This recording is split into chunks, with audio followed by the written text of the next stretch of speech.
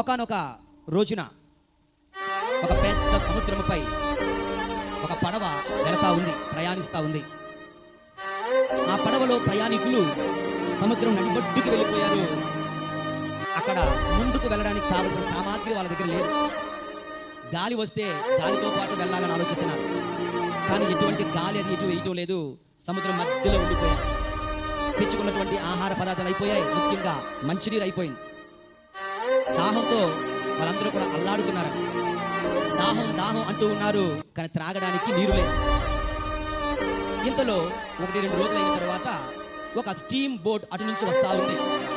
బతికాం, వాళ్ళని అడుగుదాం, వాళ్ళని సహాయం అడుగుదాం అనుకుని ఈ పడవలో ఉన్న వాళ్ళందరూ, క్యాప్టెన్ మిగిలిన వాళ్ళందరూ సిద్ధంగా ఉన్నారు. ఆ స్టీమ్ బోట్ వచ్చి అక్కడ ఆగింది. వీళ్ళంటున్నారు, గివ్ అస్ వాటర్, మాకు మంచినీళ్ళు ఇవ్వండి, చచ్చిపోయేలాగున్నాం అని అడుగుతున్నారు. ఏమడుగుతున్నారు? మంచినీళ్ళు ఇవ్వండి, చచ్చిపోయేలాగున్నాం. వాళ్ళంటున్నారు అక్కడి నుంచి, lower your buckets, life will be yours. మీ దగ్గర ఉన్న చేదలను క్రిందగా పెట్టండి, మీరు బ్రతుకుతారు అంటున్నారు వాళ్ళు. వీడు మంచినీళ్ళు ఇవ్వండి అంటున్నాడు, వాడు క్రిందగా చూడండి, క్రిందకే మీరు మీ యొక్క బకెట్లను క్రిందన పెట్టండి, జీవితం మీరు బ్రతుకుతారని చెప్తున్నారు. ఇలా ఎన్నిసార్లు అడిగినా వాళ్ళు అదే సమాధానం చెప్తున్నారు.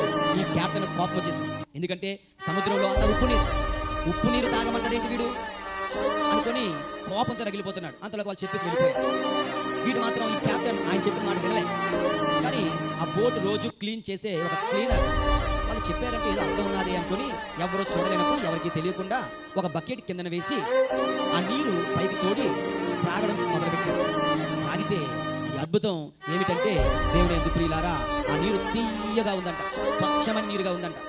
ఇలా ఎందుకు ఈ నీరు తీయగా ఉంది అని ఆలోచిస్తే, వాళ్ళు మనకి ఏ విధంగా సముద్రం గోదావరి కలుస్తుందో, వాళ్ళు అమెజాన్ రివర్ పాయలో వాళ్ళు ప్రయాణం చేస్తున్నారు. వాళ్ళకి తెలియడం లేదు. సముద్రం పాయను విడిచి అమెజాన్ రివర్ పాయలు నడుస్తున్నారు. అమెజాన్ రివర్ అంటే స్వచ్ఛమైన నీరు, ప్రపంచంలోనే నెంబర్ 1 స్వచ్ఛమైన నీరు. ప్రపంచంలో అనేక మందికి మంచి నీరుగా అది ఉపయోగపడుతుంది. ఆ నీటిలో వాళ్ళు ప్రయాణం చేస్తూ, అది చుట్టూ త్రాగునీరు ఉన్నదని తెలియక, త్రాగునీరు మధ్యలో ఉన్నారు కానీ త్రాగునీరని తెలియక దాహంతోనే అల్లాడుతున్నారు. దేవుని యందు ప్రియమైన సహోదరి సహోదరులారా, వాళ్ళ సంగతి పక్కన పెడితే, క్రైస్తవులైన మన జీవితాలు తరచుగా ఇలానే ఉంటూ ఉన్నాయి. మన జీవితంలో అనేకమైన కష్టాలకు, బాధలకు, ఇబ్బందులకు గురి అవుతూ ఉంటాం. మనకు శక్తి కావాలి, మనకు బలము కావాలి, మనకు ప్రేరణ కావాలి, మనకు ఉత్సాహము కావాలి, మనకు విజయము కావాలి, మనకు పవిత్రత కావాలి, ఇవన్నీ కావాలి. కానీ అవన్నీ ఇచ్చే, మన ఆత్మ దాహమును తీర్చే ఆ పరిశుద్ధాత్మ దేవుడు ఎక్కడ ఉన్నాడంట? మన హృదయంలోనే ఉన్నాడు. జ్ఞాన స్నానంలోనే నువ్వు పొందుకున్నావు, భద్రమైన అభ్యంగంలో నువ్వు పొందుకున్నావు. ఆ పరిశుద్ధాత్మ ఎప్పుడు నీతోనే ఉంటున్నాడు. కానీ దురదృష్టం ఏంటంటే, వాళ్ళు మంచినీళ్ళు, స్వచ్ఛమైన నీరు, తీయని నీటిలో వారు ప్రయాణం చేస్తున్నారు, కానీ దాహంతో అలమటిస్తున్నారు.